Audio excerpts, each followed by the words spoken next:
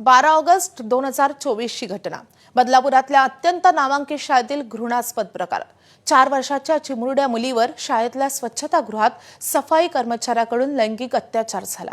एवढ्या कोवळ्या वयातच या चिमुकल्या मुलीचं भावविश्व हादरून गेलं। आता या प्रकरणाची आठवण होण्याचं कारण म्हणजे याच प्रकरणातील सह आरोपी असलेल्या त्या शाळेचा सचिव तुषार आपटेला भाजपनं बदलापूर नगरपालिकेत स्वीकृत नगरसेवक केलाय आणि त्यामुळेच भाजपला काही ताळतंत्र राहिलंय का असा सवाल उपस्थित होतोय। बदलापूरच्या प्रकरणी पुढे नेमकं काय झालं ते आधी समजावून घेऊयात। ती चिमुरडी मुलगी शाळेत जायला घाबरू लागली। कुटुंबियांना संशय आला। मुलीला डॉक्टरांकडे नेलं आणि त्यानंतर वैद्यकीय तपासणीत जे समोर आलं ते पाहून कुटुंबही हादरून गेला। असाच प्रकार आणखी एका मुलीसोबत झाल्याचं समोर आलं। कुटुंबियांनी लगेच शाळेत धाव घेतली। शाळेनं अक्षम्य असं दुर्लक्ष केलं। एवढी गंभीर घटना घडल्यानंतरही पोलिसांकडे जाण्याऐवजी ही घटना लपवण्याचाच प्रयत्न शाळेकडून झाला। पोलीस स्टेशनला तक्रार दाखल करण्यासाठी गेलेल्या कुटुंबाला 12 तास ताटकळवत ठेवण्यात आलंय।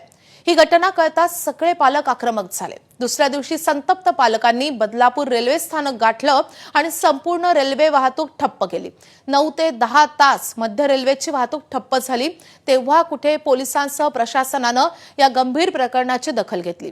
पुढे सफाई कर्मचारी अक्षय शिंदेला अटक झाली। शाळेचे संस्थाचालक उदय कोतवाल आणि सचिव तुषार आपटे यांनाही सह आरोपी करण्यात आलं। मात्र दोघे फरार झाले। या दोघांना अजून अटक का झाली नाही असा सवाल कोर्टाने उपस्थित केला।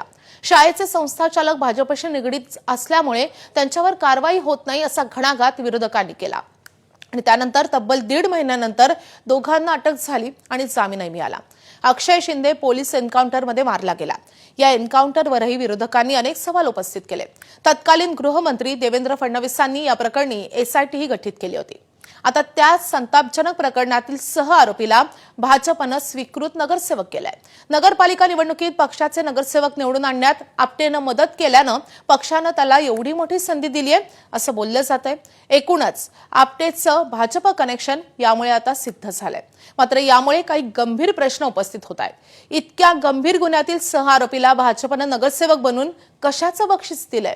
कठोर भूमिका घेणारे, पक्षशिस्तीला महत्त्व देणारे आणि राज्यातील कायद्याचे रक्षण करते असलेले राज्याचे मुख्यमंत्री आणि गृहमंत्री देवेंद्र फडणवीसांना हा निर्णय मान्य आहे का? आणि गुन्हेगारी प्रवृत्तीच्या लोकांना उमेदवारी देण्याची स्पर्धाच महायुतीमधल्या या पक्षांमध्ये सुरू आहे का? तुम्हाला या घटनेविषयी काय वाटतं हे कमेंट करून नक्की सांगा आणि अशाच महत्त्वाच्या व्हिडिओसाठी पाहत राहा एबीपी माझा।